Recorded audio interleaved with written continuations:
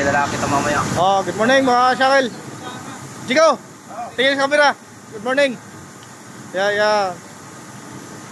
Kaya pangalawang strainer na namin natanggal ngayon. Ngayon ay araw ng Martes pala ngayon. Martes ng umaga. Yan, aming malakas na palabatcher. Yan ang aming financier ngayon sa aming grupo, si Boss Alvin. Yan, si Pusa. Pusa!